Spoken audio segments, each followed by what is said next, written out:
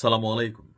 ভাবা যায় যে ডক্টর মোহাম্মদ ইউনূসেরও ৫ বছরের কারাদণ্ড হতে পারে। শুধুমাত্র উনি না, উপদেষ্টাদের মধ্যে শুরু করে অনেকেরই, যারা সরকারি কর্মচারী কর্মকর্তা আছেন।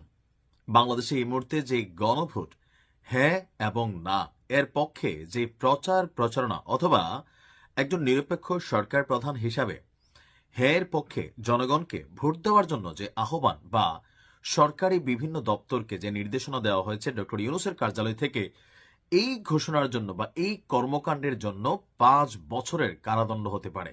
এই মুহূর্তে নির্বাচন কমিশন বনাম সরকার একটা মুখোমুখি অবস্থানে চলে গিয়েছে। যদিও আমরা দেখছি গতকালকেও রংপুরের জনসভায় বিএনপি চেয়ারপারসন জনাব তারেক রহমান তিনিও গণভোটে হ্যাঁর পক্ষেই জনগণকে উদ্বুদ্ধ করেছেন।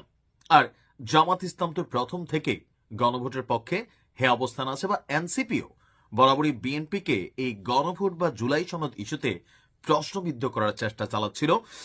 তো যখন এই অবস্থা, কেন গণভোটের পক্ষে হ্যাঁ প্রচারণা অথবা না প্রচারণা যদি সরকারি কোনো কর্মকর্তা কর্মচারী, ডিসি, এসপি, ইউনো থেকে শুরু করে কোনো ওসি অথবা যে কোনো কেউ সরকারিভাবে যারা রাষ্ট্রীয় সুযোগ সুবিধা নিচ্ছে, তারা যদি করে, কেন এটা দণ্ডনীয় অপরাধ? দর্শক, বাংলাদেশ নির্বাচন কমিশন সচিবালয় থেকে একটা প্রজ্ঞাপন জারি করা হয়েছে।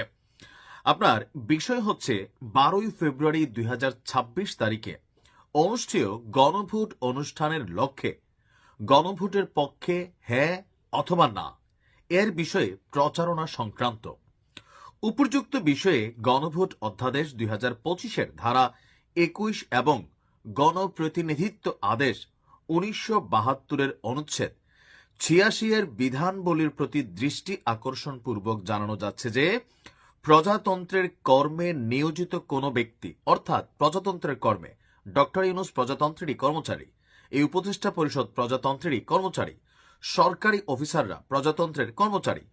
তো প্রজাতন্ত্রের কর্মে নিয়োজিত কোনো ব্যক্তি গণভোট বিষয়ে জনগণকে অবহিত এবং সচেতন করতে পারবেন, তবে তিনি গণভোটে হ্যাঁ এর পক্ষে অথবা না এর পক্ষে ভোট প্রদানের জন্য জনগণকে কোনোভাবে আহ্বান জানাতে পারবেন না। তাহলে রাষ্ট্রীয় কোষাগারের টাকা খরচ করে যে হ্যাঁ প্রচারণা চালানো হলো, এটা নিয়ে আসলে এই মুহূর্তে গণভোট নিয়ে পেছনে কি চলছে জানি না।